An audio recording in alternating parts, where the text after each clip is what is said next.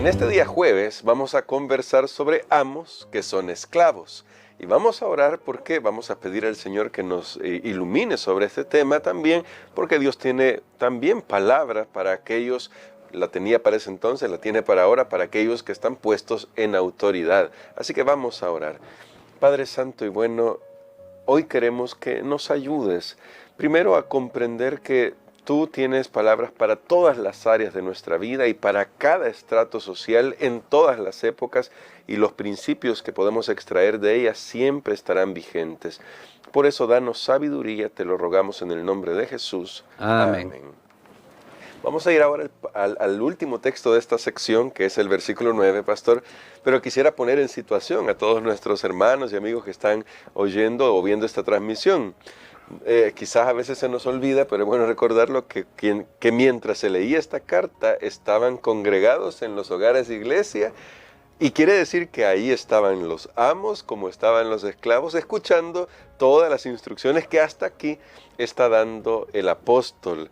Teniendo eso en mente, ahora se lee el verso 9 de Efesios 6. Y vosotros, amos, haced con ellos lo mismo.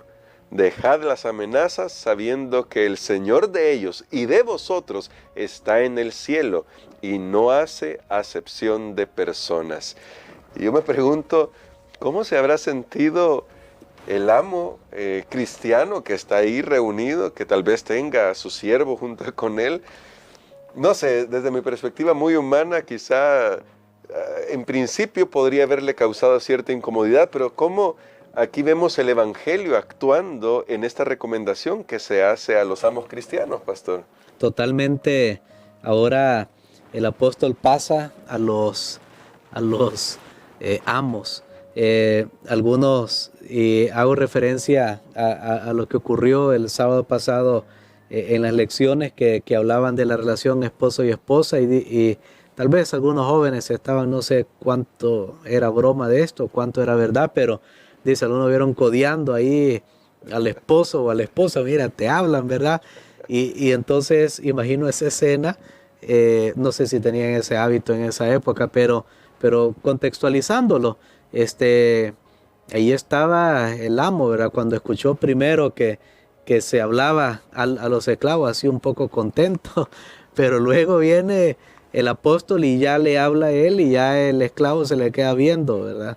Y bueno, qué maravilloso es saber que a mí me llama la atención, y todo comienza desde el versículo 7, sabiendo que desde el versículo 8, Efesios 6, 8, sabiendo que el bien que cada uno haga, ese recibirá del Señor, sea siervo o sea libre.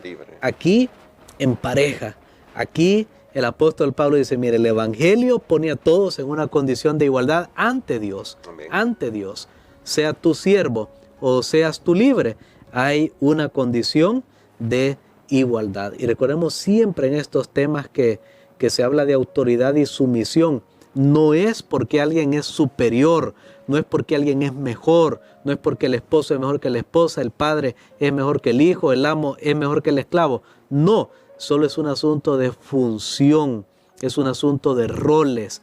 Yo sé que esto es bien difícil entenderlo para aquellos que dicen, todos somos iguales y entonces no hay que respetar, no hay funciones, no hay nadie que hay que verlo como autoridad, y por eso la sociedad también está sufriendo. Sufrió allá por esta situación donde alguien creyó que porque tenía un rol preponderante, entonces tenía derecho de aplastar a los demás. Pero ahora vivimos en una sociedad donde todo el mundo dice, nadie tiene derecho de aplastarme, entonces tampoco se hace nada. Y esto es lo que está sucediendo definitivamente. Pero aquí, en el versículo 9, aquí nosotros vemos que el apóstol va directo y da un principio que lo dio Jesús en el Sermón del Monte. Y aquí está la regla de oro, porque le dice, y vosotros, amos, haced con ellos lo mismo. Tú quieres que, miren lo que el apóstol Pablo está diciendo, esto es extraordinario. Por eso yo digo, él no necesitaba decir, hagamos una marcha para abolir la esclavitud. Si con estos principios que está poniendo, prácticamente esas diferencias de abuso se extinguían, porque le está diciendo al amo, tú quieres que te sirva tu esclavo.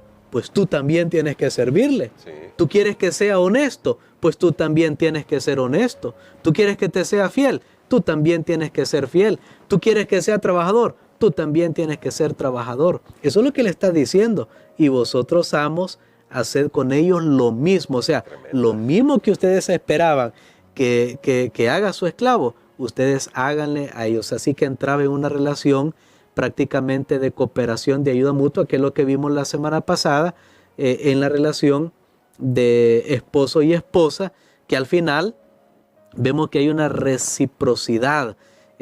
Tanto el esposo ama como la esposa ama, tanto la esposa se somete como también el esposo se somete. En ese sentido, esto transforma y cambia totalmente todas las relaciones. Ahora, pastor, porque hay algo que sí no se puede negar en el vocabulario que usa Pablo en toda la carta.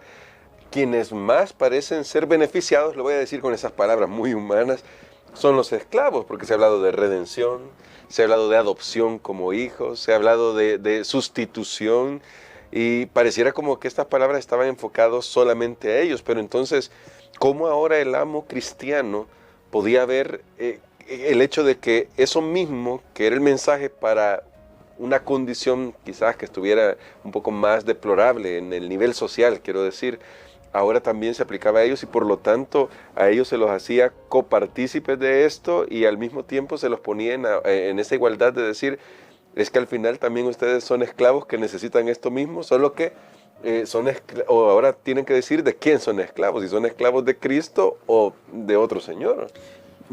Sí, veamos esto, es bien importante, porque lo que Pablo está diciendo, mira, tú crees que porque tú eres amo, tú no necesitas, que tú eres libre, que tú eres esclavo. Entonces Pablo iba al gran cuadro, el gran conflicto entre el bien y el mal, donde allí el apóstol Pablo claramente hace vislumbrar todos. En otras palabras, está diciendo, mira, recuerda, tú también, si no estás en Cristo, tú eres un esclavo de Satanás. Y tú también, tal vez no has experimentado esa redención, esa adopción como aquel que es un esclavo literal, pero espiritualmente hablando, en tu relación con Dios, tú puedes experimentar esto y saber que lo que un día te dio compasión, pobrecito ese, ¿verdad? Cómo lo tratan, cómo aquí, cómo allá, pues eso es lo mismo que está en tu relación con Dios.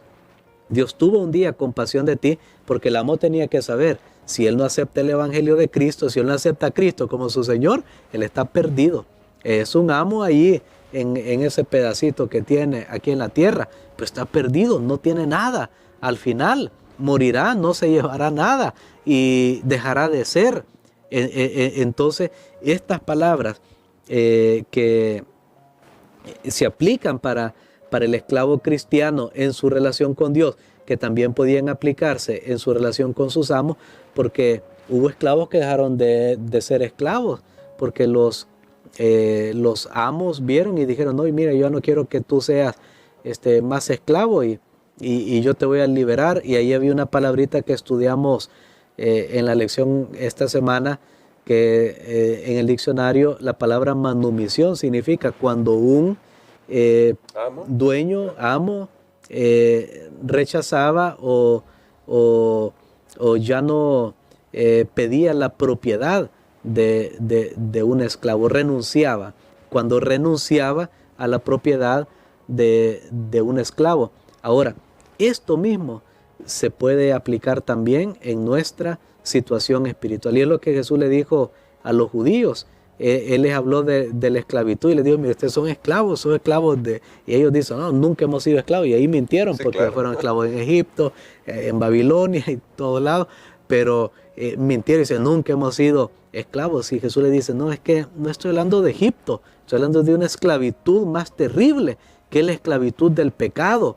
Y él se presentaba como aquel que podía liberar.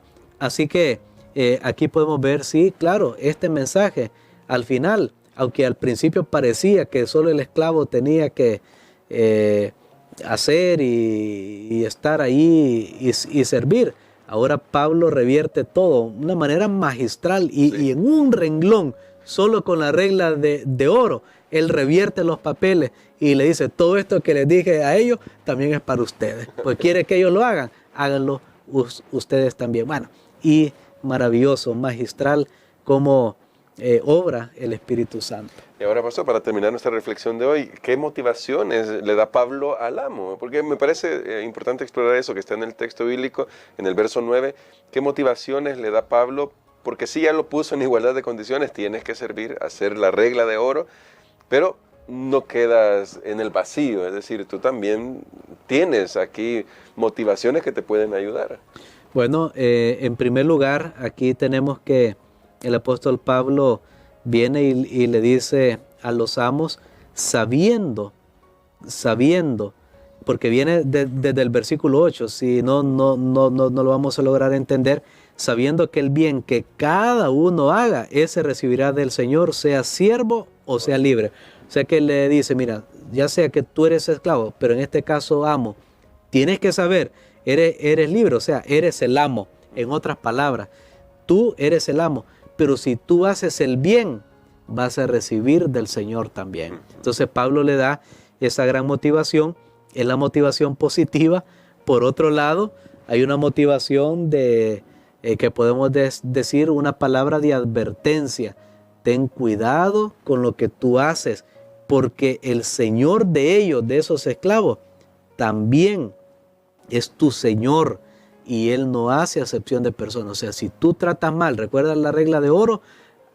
Tú tratas mal, pues hay un Dios que juzga, hay un Dios que ve y hay un Dios que se encargará de dar la recompensa. Entonces, tenemos ahí el bien hacer es recompensado de buena manera, el mal hacer es también es castigado. Así que ahora el amo cristiano, porque, bueno, y de hecho más adelante, tal vez lo vamos a estudiar el día de mañana cuando hablemos de la esclavitud, tanto en el Antiguo Testamento, para tener una visión más amplia, veremos nosotros que prácticamente aquí el amo terrenal debía darse cuenta que era tan responsable delante de Dios por las vidas de esas personas que habían sido puestas bajo su cuidado y que al final su manera de actuar con aquellos que estaban bajo su autoridad era lo mismo que Dios hace con nosotros los seres humanos. Entonces él tenía que imitar a Dios y de esa forma la sociedad iba a ser mucho mejor. Amén. Bueno, y creo que el principio es claro. Si lo queremos aplicar para hoy, ya está claro el principio. Si Dios permite que alguien esté en una posición de autoridad, está más que claramente expresado lo que Dios desea para cada uno de nosotros. Y quisiera, pastor, que orara por nosotros para que recordemos que, al igual que Pablo, al igual que el Señor Jesucristo, o al igual el Señor Jesucristo nos dijo, el que está sobre alguien en realidad tiene que estar ahí para servir. Amén. Para poder aportarle algo a esa vida que depende en cierta manera de lo que pueda hacer esa persona en autoridad. Amén. Padre, gracias nuevamente te damos, Señor, por la luz que viertes en nuestro camino. Gracias porque tú nos llamas a un estilo de vida diferente, superior, y nos llamas a amarnos y tratarnos como hermanos, como iguales, aunque tengamos roles diferentes según la circunstancia, pero que todo sea, Señor, sirviendo por amor los unos a los otros y haciendo los unos por los otros lo que nos gustaría que fuese hecho para nosotros mismos. Gracias por tu palabra en el nombre de Jesús. Amén.